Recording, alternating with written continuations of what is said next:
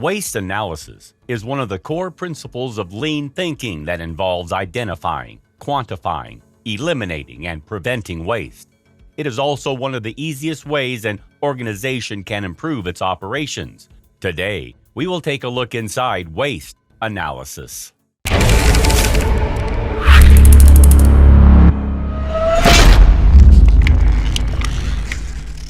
Number 10. The benefits of a loss and waste analysis. Performing loss and waste analysis and pursuing performance improvement projects offer the following benefits: a standardized method and template for detecting, quantifying, and prioritizing specific losses, awareness of the extent of the losses, improved problem-solving capability, ability to select and execute quick-win improvement projects, and as confidence and maturity develops, more complex process improvement projects, PIPs, enhanced operational and financial site performance, management buy-in to the improvement process. A loss and waste analysis can be performed within 3 contexts, each with slightly different outcomes. These are opportunity analysis, usually done during a baseline assessment, site-wide analysis to determine the high-level project focus, drill-down implementation area analysis. Remember, waste and resultant losses include all internal factors such as downtime and rejects, and lost revenue or prospects due to customer complaints or erratic deliveries. It's also worth noting the presence of hidden waste. Less visible than obvious waste, hidden waste is work that's necessary to produce a product that could be eliminated by using an alternative process or technology. Number 9. Unnecessary transportation. Unnecessary transportation is the unnecessary movement of products, materials, supplies, or information from one place to another. While a product is being transported, it is not being worked on, and no value is being added to it. Moving things costs money, causes production and delivery delays, and may include the risk of loss or damage. Many companies now require their suppliers to be close in order to eliminate transportation costs. Examples: having the raw material storage area and the loading area at opposite ends, storing office supplies far away from the office area, moving documents for approval or seeking authorization, moving patients from department to department. Improvement ideas: find ways to reduce the distance between work areas.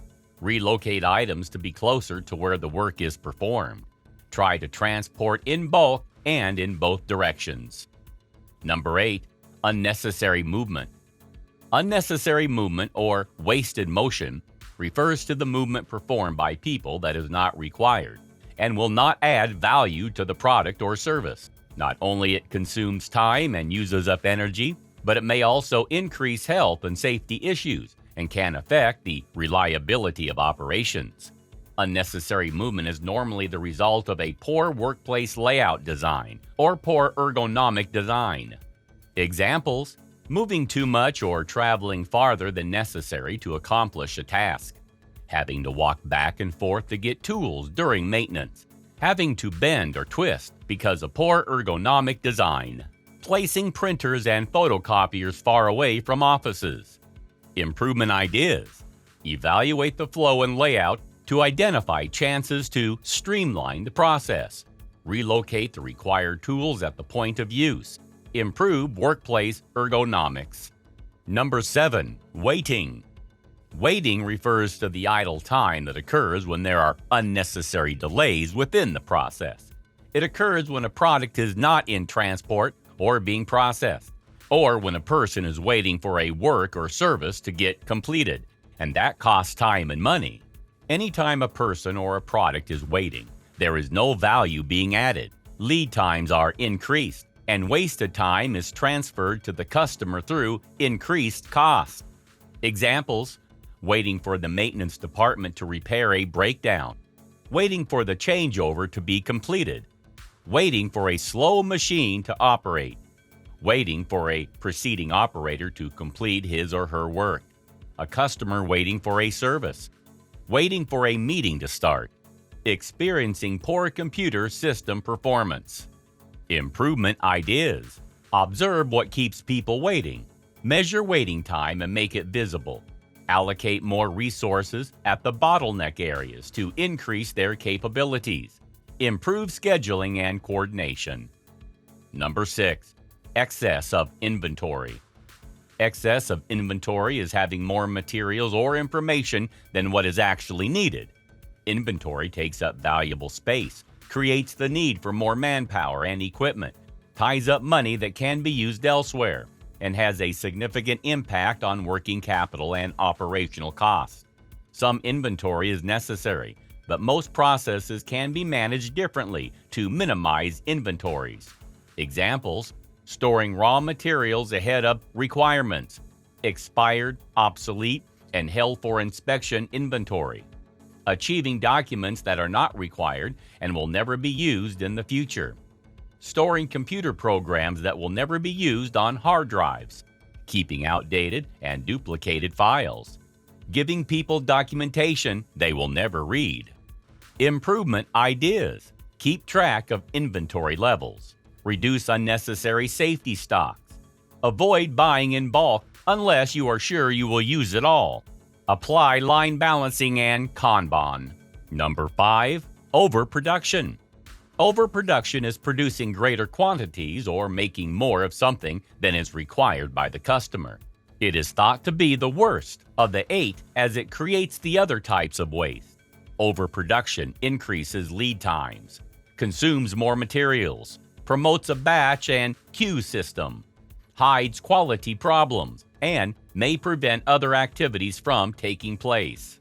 Examples: creating parts or information not needed by the downstream process, producing faster than the downstream process or customer demand, producing information that will never be used or sending reports that will never be looked at, printing multiple versions of the same publication hoping that you will distribute all. Improvement ideas. Produce only what customers want and when they want it. Produce as close to the schedule as possible. Implement pull and Kanban.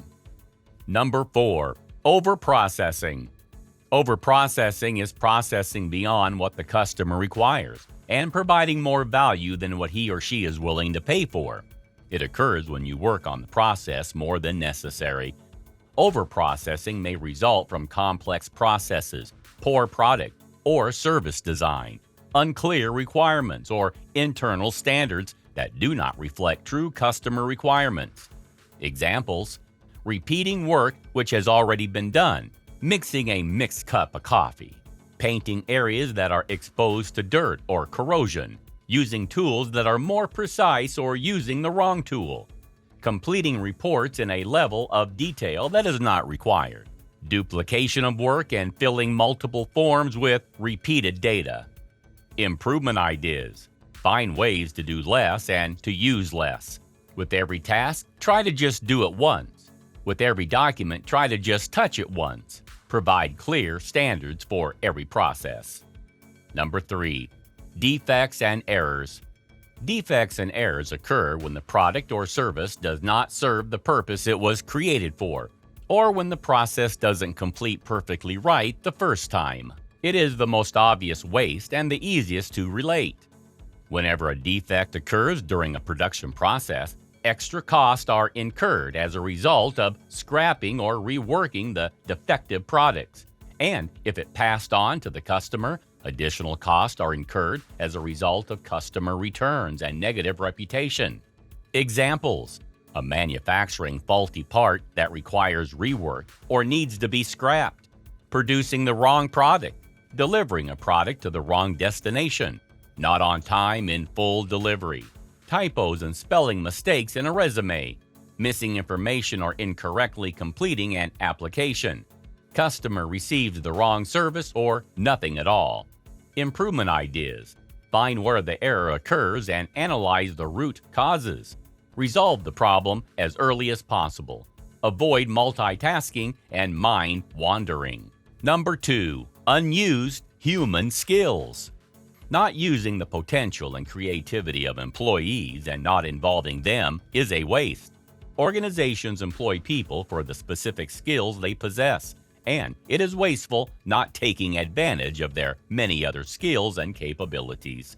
Many companies now realize that their biggest assets are their employees. It is only by exploiting the ideas and skills of employees that companies can reduce the other types of waste and improve their performance. Examples: when employees are not effectively engaged in the process, when the right person is not available at the right place, when the person performing the work is overqualified. Improvement ideas: make the most of brainstorming and other idea gathering techniques. Implement an idea system and encourage employees to make improvement suggestions. Ensure that the ideas and suggestions are well heard. Show respect and confidence for all by letting them solve their daily problems as owners. Number 1. Summary. An easy way to remember the 8 types of waste is with the acronym TIM Woods. Each letter denotes one of the 8 wastes.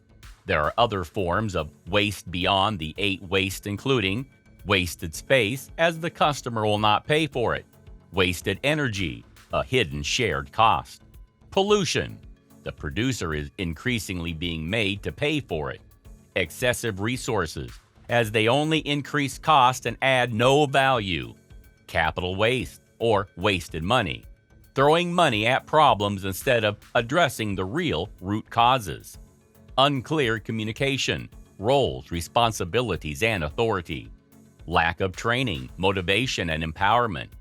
It is not enough to just identify the waste. Eliminating them is one of the fundamental objectives of Lean. The countermeasures, planning, and implementation should include the involvement of all relevant parties. There are many tools and techniques that are used to identify and eliminate waste, including waste walks and Gemba walks, waste recording forms and waste logs, value stream mapping and opportunity flow charts, 5S and visual management. Targeted Kaizen events.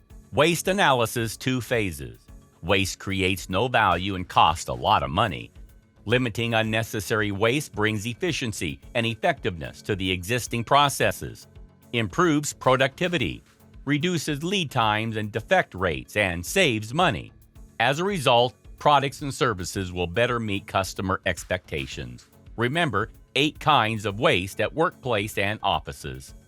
How do you manage waste in your business efficiency? Thanks for watching.